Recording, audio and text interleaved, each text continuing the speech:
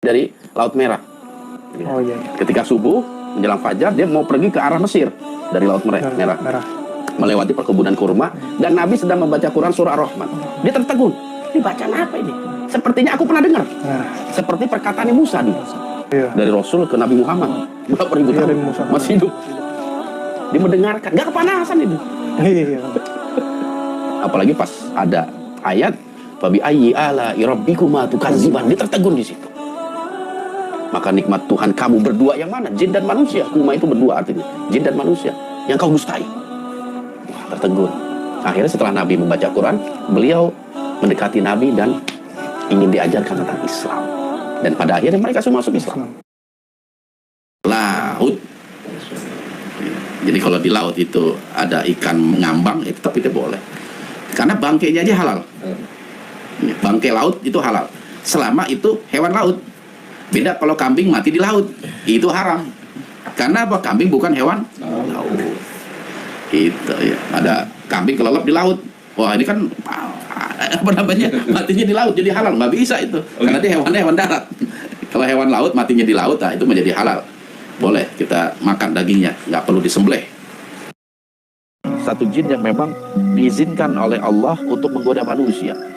Ada ulama membagi korin itu dua. Ada korin sebangsa jin, ada korin sebangsa malaikat.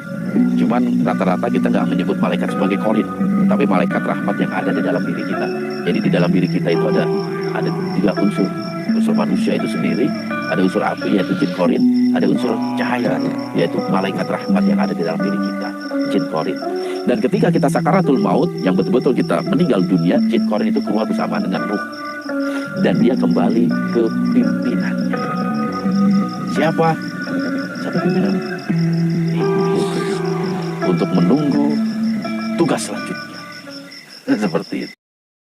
Bisa kita raih dengan jalan mendekatkan diri kepada Allah Subhanahu wa taala. Inna akramakum indallahi atqakum. Hamba Allah yang paling mulia adalah mereka yang paling dekat dengan Allah, yang ada ketakwaan kepada Allah Subhanahu wa taala. Jadi standar kemuliaan seseorang bukan pada harta, bukan pada jabatan, bukan pada jasad, wujud, paras dan lain sebagainya, tetapi standar kemuliaan kita sebagai hamba Allah yang beriman adalah ketakwaan kita kepada Allah Subhanahu wa taala. Itu bukan ke arah sana, bukan mencari kekayaan, tetapi ketenangan hidup yang akan membawa diri kita bahagia dunia dan akhirat. Beragama itu bukan membuat diri kita menjadi kaya, tetapi dengan beragama membuat diri kita menjadi berakhlak dan berbudi pekerti. Itu yang terpenting. Adab terutama, akhlak terutama.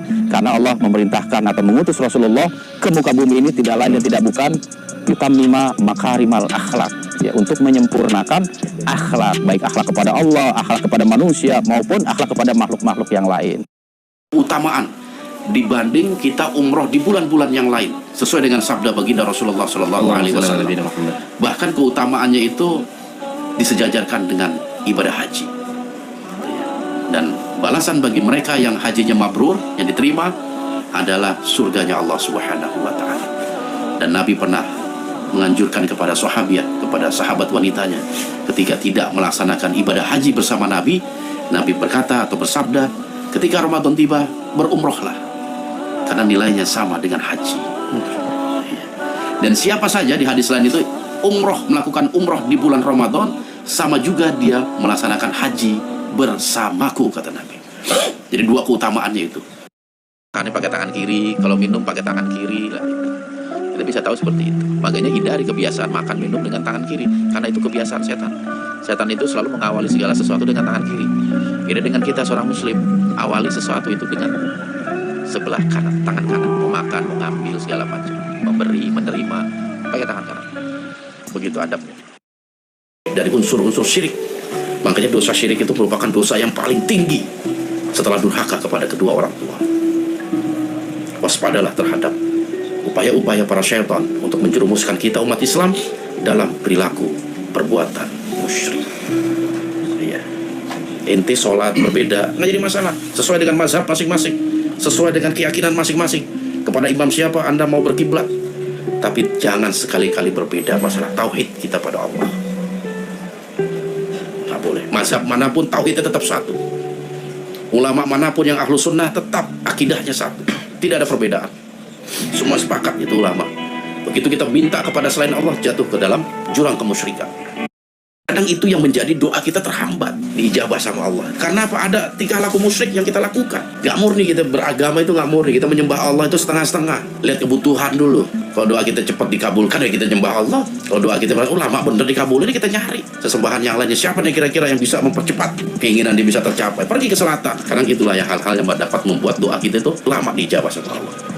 Ada perilaku-perilaku yang menyimpang yang kita lakukan dalam hidup ini, terutama dalam kaitannya tauhid kita pada Allah. Itu bisa menjadi penghalang cepatnya Allah dikabulkan di doa kita. Maka kita harus bisa bersihkan diri dari noda-noda syirik, dari perbuatan-perbuatan musyrik. Islam mengajarkan satu doa, Bismillahillazi la yadurru ma'asmihi syai'un fil ardi wala fis sama' wa huwas samiul alim. Dengan nama Allah yang tidak ada satupun di langit maupun di bumi yang mampu dan dapat memberikan kemudaratan di saat asma Allah disebut.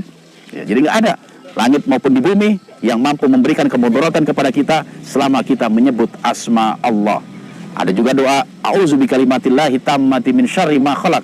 Aku berlindung dengan kesempurnaan kalimat Allah min syarri ma khalaq, dari kejahatan makhluk-makhluk ciptaannya. Dua doa tadi itu sudah cukup sebagai bentuk permohonan perlindungan kita dari segala macam bentuk gangguan makhluk-makhluk yang terkadang mereka memberikan rasa takut, memberikan rasa kekhawatiran terhadap diri kita. Dan hilangkanlah dari kita pikiran-pikiran atau sesuatu. Basmalah itu bacaan yang penuh rahmat, sedangkan surah At-Taubah itu banyak berisi ancaman, siksa Allah, murka Allah, dan lain sebagainya. Seperti itu. Jadi adanya basmalah di tiap-tiap awal surah sebenarnya itu perbuatan para ulama untuk membatas antara surah satu dengan surah yang lain. Dan kita ketika mengawali membaca surah, nah kita awali dengan bacaan basmalah. Tetapi itu ketika kita memulai baca surah. Tapi ketika di dalam pertengahan surah, kita tidak mengapa tidak membaca basmalah. Tetapi yang tidak boleh kita tinggalkan adalah ta'awudz, membaca a'udzubillahi minasyaitonirrajim. Khalid bin Walid ketika mendengar kabar dirinya dibebas tugaskan dari gelar panglima. Siapapun orang pasti kecewa ketika gelar itu dicabut. Ya, jangankan panglima, untuk jadi kepala desa, ketika dia dipecat jadi kepala desa, marahnya bukan main. Apalagi ini panglima tertinggi, tiba-tiba dicabut oleh Umar bin Khattab.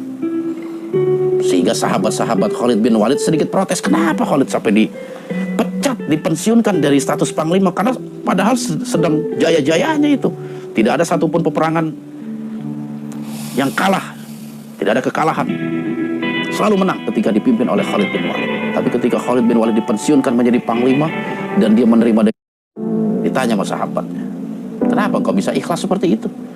Kau gak protes kepada Umar bin Khattab yang telah memberikan banyak kemenangan? Apa kata Khalid? Wahai sahabatku, ketahuilah, aku berperang ini hanya untuk Allah. Aku berperang hanya untuk Allah, bukan untuk Umar. Jadi apapun tugas yang diberikan, jabatan yang diberikan, selama aku masih diizinkan untuk berjihad, aku akan lakukan. Walaupun hanya sebagai prajurit biasa. Karena aku berperang hanya karena Allah, bukan karena Umar. Ini luar biasa. Artinya apa? Khalid bin Walid memposisikan dirinya sebagai hamba Allah, bukan hambanya Umar. Kalau hambanya Umar tentu dia protes. Kurang baik apa aku sama engkau, wahai Umar? Boleh nggak kita kodok sholat?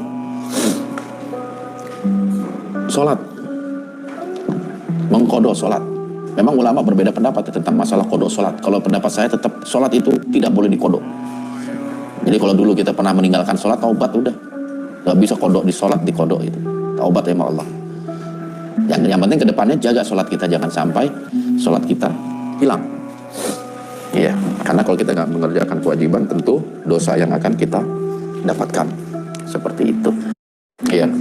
Jadi kalau kita banyak melakukan satu pelanggaran dengan meninggalkan kewajiban-kewajiban kita, terutama sesuatu yang bisa dikodok kayak